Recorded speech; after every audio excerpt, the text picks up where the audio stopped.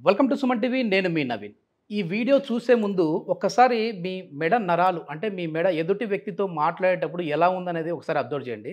So మీరు మాట్లాడేటప్పుడు స్ట్రైట్‌గా ఉంది అంటే ఓకే. లేదు అని అంటే ఇట్లా ముందుకు వచ్చిందంటే మాత్రం ఇక్కడ ఉన్న నర్వ్‌కి సంబంధించిన ఒక డిసీజ్ అని చెప్పేసేసి చెప్తా ఉన్నారు. మనతో ఉన్నారు ప్రస్తుతం celebrity homeopathy expert doctor Chetan Raju garu. సార్‌ని అడిగి తెలుసుకుందాం. హాయ్ సార్, నమస్తే అండి. నమస్తే సార్. సార్ మీరు ఆఫ్ ది రికార్డ్ నాతో చెప్పినప్పుడు నిజంగా ఆశ్చర్యం వేసింది. అంటే ఇది కూడా ఒక సమస్యేనా? ఇది కూడా ఒక దీనికి కూడా ట్రీట్మెంట్ ఉంటదా అని చెప్పేసి అనుకున్నాను. అంటే కొద్దిమంది పుట్టుకతో కూడా వస్తా ఉంటాయి కదా సార్? పుట్టుకతోటి వచ్చేది వేరే. హ్మ్. హ్మ్. పుట్టుకతోటి కూడా ఒక్కొక్కసారి ప్రాబ్లమ్స్ వస్తాయి. ఓకే. కానీ ఏంది అంటే ఇప్పుడు మన చెవులు ఉన్నాయి కదా, హ్మ్. హ్మ్. మన చెవులు మన భుజాలు ఒకటే లైన్లో ఉన్నాయా లేవా చూసుకోండి. ఓకే. ఓకే. ఇప్పుడు ఇట్లా తిరిగి చూడండి మీరు. హుహు. ఇప్పుడు నాది చెవు మెడ యెస్. ఇది ఒకటే లైన్లో ఉందా లేదా? ఉంది. ఇప్పుడు కొందరికి ఇట్లా ఉంటది, యెస్. యెస్. యెస్. ఇట్లా ఉంటది. హ్మ్. హ్మ్. మళ్ళా ఇప్పుడు మీకు లెఫ్ట్ నుంచి ఎవరైనా పలకరిచ్చిర్రు అనుకోండి, హ్మ్. మీరు చూడండి లెఫ్ట్ ఎవరో పిలిచిండ్రు మీకు, ఓకే. చూసిండ్రు కదా. హ్మ్. ఇప్పుడు రైట్ నుంచి ఎవరో పిలిచిర్రు చూడండి, ఓకే. వెనకాల నుంచి ఎవరో పిలిచిర్రు చూడండి, హ్మ్. ఇట్లా చూసిండ్రు కదా. Yes. ఇప్పుడు కొందరికి అట్లా డైరెక్ట్ ఇట్లా మెడ తిప్పేసి చూడనీకి రాదు. ఓకే. వాళ్ళు మొత్తం ఇట్లా Total body turn బాడీ చేసేస్తారు. తిరిగి చూస్తారు వాళ్ళు. Yes, yes, గమనించిండ్రా yes. మీరు? అవునవును. ఇది ఎందుకు అవుతుంది? ఇప్పుడు చూడండి, నరాలు ఏవైతే ఉంటాయి కదా, ఇప్పుడు ఒక పేషెంట్ ఇదే ప్రాబ్లం తోటి వచ్చిండ్రు మన దగ్గరికి, హ్మ్. హ్మ్. గోదావరి కని నుంచి వచ్చిండ్రు. ఓకే. అయితే వాళ్ళకు ఏముంది అంటే పేషెంట్ ఏజ్ 50 ఏండ్లు ఉంది భయ్. హ్మ్. హ్మ్. పేషెంట్ ఏజ్ వచ్చేసి 50 ఏండ్లు ఉండి ఆ పేషెంట్కి గర్భసంచి పోయింది, ఆపరేషన్ చేసి తీసేసిండ్రు. ఓకే. ఓకే.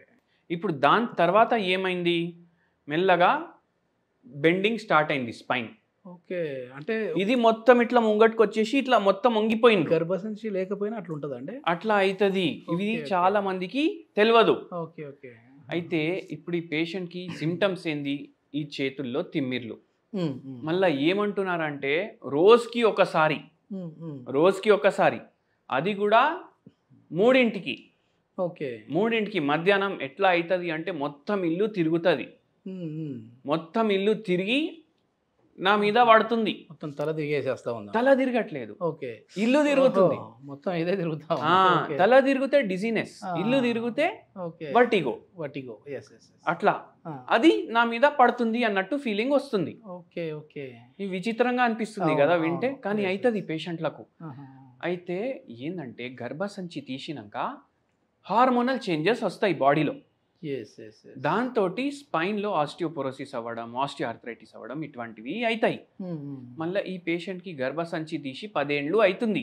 ఓకే. ఓకే. అయితే ఇప్పుడు ఏమైంది, ఈ పేషెంట్లో డీజనరేటివ్ డిస్క్ డిజీజ్ వచ్చింది. ఓకే. అంటే బొక్కలు ఏవి అయితే ఉన్నాయి కదా, Hmm. అవి చనిపోతున్నాయి తొందరగా. ఓకే. చనిపోవడం అయితే అందరు బాడీనే లోపల ప్రతి పార్ట్ చనిపోవడం వల్లనే మనం చనిపోతాం. Like osteoporosis. ఆస్టియోపోరోసిస్ అని అనుకోండి. Okay. మళ్ళీ Ah. డీజనరేషన్ అవుతుంది అక్కడ. ఓకే. అయితే ఏమవుతుంది, బొక్కలు డిజనరేట్ అయ్యి మళ్ళా బొక్కలు జరిగి మన స్పైనల్ కార్డ్ ఏదైతే మెయిన్ నరం ఉంటుంది కదా బాడీలో, Hmm. అన్ని కాడ నరాలు ఉంటాయి, చేతులల్లా, Yes, yes, yes. కాళ్ళల్లా, అన్ని కాడ Yes, ఉంటాయి. yes, total. మనకు టేస్ట్ కరెక్ట్ గా రావడానికి కూడా నరాలు కరెక్ట్ గా ఉండాలి. ఓకే. ఓకే. అయితే ఏమైంది, ఈ పేషెంట్ కి మెడ నరం నుంచి అన్ని నరాలు ఇవి చాలా వరకు వస్తాయి ఓకే. బయటికి. Hmm. అయితే ఇవి చేతుల్లో తిమ్మిర్లు, కాళ్ళల్లో తిమ్మిర్లు, మంటలు, Hmm. Hmm. ఇట్లా. మళ్ళా ఏమంటున్నారు తెలుసా మీకు, 5 నిమిషాలు నిల్చుంటే Hmm. 6వ నిమిషం తర్వాత నాకు బరఫ్ మీద నిల్చున్నట్టు ఉంటుంది, బో. అంటే ఐస్ మీద నిల్చున్నట్టు ఫీలింగ్ ఉంటుంది నాకు ఓకే. ఓకే. అని అంటున్నారు. ఆహా. అయితే ఏమైంది, ఇప్పుడు ఈ పేషెంట్కి గర్భసంచి తీయడం వల్ల Hmm. Over a period of time, అంటే మెనోపాజ్ 50 ఏండ్లకు 45 ఏండ్లకు రావాలి, అవును. దానికి వచ్చే చేంజ్లు 70 ఏండ్లకు వస్తాయి. ఈ ఓకే. పేషెంట్కి మెనోపాజ్ అయిపోయింది కదా తొందరగా, Yes, yes, yes. అందుకే ఇట్లా ఉంగడం, ఈ హంప్ రావడం, Hmm. దీని మీద స్పైనల్ కార్డ్లో ఏదైతే నరం ఉంది కదా, ఈ డీజనరేటివ్ డిస్క్ డిజీజ్ వల్ల అక్కడ ప్రెషర్ పడడం. ఓకే. కొద్దిమంది మాట్లాడుతున్నప్పుడు ఇట్లా ఇట్లా ఇట్లా ఇట్లా వాళ్ళకి తెలియకుండానే అవును, ఆడిస్తా ఉంటారు కదా, అది కూడా ఈ ప్రాబ్లంకి వస్తుందండి? లేదు, అది వేరే ప్రాబ్లమ్స్ వల్ల కూడా ఉండొచ్చు. Hmm. ఒక్కొక్కసారి పార్కిన్సన్స్ లో కూడా అవుతుంది, పార్కిన్సన్స్ లో వస్తుంది. మళ్ళీ ఒక్కొక్కసారి షుగర్ వ్యాధి వల్ల కూడా ఇది అవుతుంది, ఓ. మళ్ళీ ఒక్కొక్కసారి మెడలో ప్రాబ్లం ఉంటే కూడా అవుతుంది. ఓకే. ఓకే. అండ్ దాని తర్వాత ఈ పేషెంట్కి మనం ఒక్కటే అడిగినాం, Hmm. మీకు గర్భసంచి తీసేయడానికి కారణం ఏముంది? ఓకే. అయితే ఫైబ్రాయిడ్ వచ్చింది సార్, తీసేసిండ్రు, బ్లీడింగ్ ఆగట్లేదు. లేదు, దానికన్నా ముందు Hmm. మీకు పెద్ద టెన్షన్ ఏమైనా ఉందా? ఓకే. మనం మెంటలీ కూడా పేషెంట్కి ఏమైనా పరేషాని ఉందా, Yes, yes, yes. దాని వల్ల పేషెంట్ ఎఫెక్ట్ అవుతుందా అనేసి అడిగినాం. సైకలాజికల్ గా కూడా ఉంటది. ఉంటది. ఓకే. ఉంటది. ఇప్పుడు చూడండి, పేషెంట్ వెయిట్ ఎక్కువ ఉంది, అదొక కాజిటివ్ ఫ్యాక్టర్ ఉంటుంది. ఓకే. వంశపరంగా చూసుకుంటే వీళ్ళ ఫ్యామిలీలో షుగర్ వ్యాధి ఉంది, బీపీ వ్యాధి ఉంది, జర బొక్కలది ప్రాబ్లం ఉంది కొందరికి, ఓకే. ఓకే. దానివల్ల కూడా వస్తుంది. మళ్ళీ దాని తర్వాత నిద్ర కూడా చక్కగా లేదు పేషెంట్ది. నాకు నిద్రే వస్తలేదు సార్, ఇది మీకు గర్భసంచి తీసే ముందు 2-3 ఏళ్ల నుంచి ఉందా లేదా అని అడిగినాం. Insomnia problem. అట్లెట్లా చెప్పిండ్రు సార్ అంటే, మళ్ళీ మీకు అదే టైంలో స్ట్రెస్ స్టార్ట్ అయింది, ఓకే. అదే టైంలో స్ట్రెస్ స్టార్ట్ అయ్యి మీకు ఇట్లా అయింది. ఓకే. ఓకే. అయితే ఏముండే అంటే ఏడవడం స్టార్ట్ చేసింది. మళ్ళా చెప్పిండ్రు మా పాప చనిపోయింది. ఓకే. మా పాప చనిపోయిన తర్వాత నాకు గర్భసంచిలో ప్రాబ్లం వచ్చింది. ఇప్పుడు ఏమైనా రోగం ఉంది అంటే ఆ రోగాన్ని బాడీకి వెళ్ళి బయటికి తీయాలి. ఏదైనా ఆర్గన్ దానివల్ల ఎఫెక్ట్ అయిందంటే ఆర్గన్ తీయొద్దు, ఆ పని హోమియోపతి మందు చేస్తుంది. ఓకే. ఇప్పుడు అంటే మామూలుగా గర్భసంచి తీయకుండానే ఆ ప్రాబ్లమ్ ని క్యూర్ చేయొచ్చా హోమియోలో? అవును, మొత్తం ఆ ఫైబ్రాయిడే తగ్గిపోతుండే. ఇప్పుడు గర్భసంచిని తీయడం వల్ల రోగం ఇంకా లోపలికి వెళ్ళిపోతుంది. ఓకే. ఓకే. అదే అయింది ఇక్కడ, అది సప్రెషన్ ఆఫ్ డిజీజ్ అంటారు. అయితే ఈ పేషెంట్కి అట్లనే అయింది. చూడండి ఎంత మెంటలీ ఎంత ఇంపాక్ట్ చేస్తుంది హెల్త్కి. ఇప్పుడు చూసుకుంటే 4 అక్క చెల్లెలు ఉన్నారు ఇల్లు, వేరే వాళ్ళకైతే గర్భసంచిలో ఫైబ్రాయిడ్ రాలేదు కదా, అది తీయడం వల్ల మళ్ళీ ఈ కాంప్లికేషన్లు అయినాయి కదా. ఇంటర్లింక్ ఉంటుంది. మనం మందులు ఇచ్చినాము. డైలీ ఒకటి గుర్తు పెట్టుకోండి, అందరికీ చెప్తాను నేను. ఇప్పుడు చాలా మందికి ఏం డౌట్ వస్తుంది, ఆపరేషన్ లేకుండా ఎట్లా సెట్ అవుతుంది మళ్ళీ బొక్క, జరిగిపోయిన బొక్క అనుకుంటున్నాను సార్. ఎందుకంటే సర్జరీ వరకు వెళ్తా ఉంటారు కదా ఇట్లాంటి వాళ్ళు, సో అది ఎట్లా సాధ్యపడతా ఉంది హోమియోలో? ఎందుకంటే హోమియోపతి మందులు అంటేనే ఇప్పుడు వాడితే ఇంకా జీవితాంతం వాడుతూ ఉండాలి, ఎప్పటికో తగ్గదా అని అంటుంటారు కదా. అరే అట్లా ఎందుకు ఉంటుంది, ఎప్పటికీ తగ్గకపోవడం ఎందుకు ఉంటుంది? ఇప్పుడు మన దగ్గర ఈ పేషెంట్కే 1.5 yearలో మొత్తం తగ్గింది. ఓకే. Problem 1.5 year. ఏమవుతుందంటే ఫస్ట్ 2 నెలలకి ఇస్తాం సార్ మందులు. 2 నెలల్లోనే 40%, 50% లక్షణాలు ఏవైతే ఉంటాయి కదా అవి తగ్గుతాయి, రిలాక్స్ అయిపోతుంది. మనకు ఫస్ట్ 2 monthsలోనే రిలీఫ్ వస్తుంది. మనం ఏం చెప్తాం, ఒక 1 year, 6 months, 1.5 year, 2 years వాడండి, ఉన్న రోగం పూర్తిగా బయటికి పోతుంది కదా.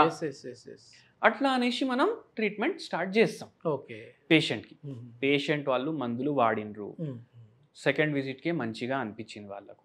అయితే ఇవన్నీ కారణాలు ఉంటాయి, నిద్ర లేకపోవడం, వెయిట్ ఎక్కువ ఉండు, మళ్ళా ఏది పడితే అది తినాలి. ఇప్పుడు కొందరు పేషెంట్లకు పథ్యం అనేసి అడుగుతారు, మీ మందు పైన ఏమైనా పథ్యం ఉందా, ఇది వేసుకుంటూ వేరేది ఏదైనా తినచ్చా తినకూడదా? అయితే మనం ఒకటే చెప్తాం, మీ రోగానికి సంబంధించి ఏమైనా పథ్యం ఉంది అంటే మేము చెప్తాం, మందుల పైన ఎటువంటి పథ్యం లేదు. ఓకే. ఓకే. కొందరు పేషెంట్ అరే నేను రోజు స్వీట్ తింటా, నాకు కంపల్సరీ కావాలి అది ఇదంటే మనం ఏం చెప్తాం, అవ్వ బువ్వ 2 కావాలి అంటే రావు, ఏదో ఒకటి వదులుకోవాలి, అవునా కాదా? అట్లా చేసి పేషెంట్ చక్కగా మాట వింటే రోగాలు మంచిగా అవుతాయి. ఓకే. ఓకే. చేతన్ రాజు గారు అంటేనే ఒక హోమ్ రెమెడీ ఉంటుంది. అంటే ఈ నర్వ్ అనేది వీక్నెస్ అవ్వకుండా స్టిఫెన్గా ఉండడానికి ఎట్లాంటి హోమ్ రెమెడీస్ ఉన్నాయి? ఒక సింపుల్ హోమ్ రెమెడీ చెప్తాను మీకు నేను.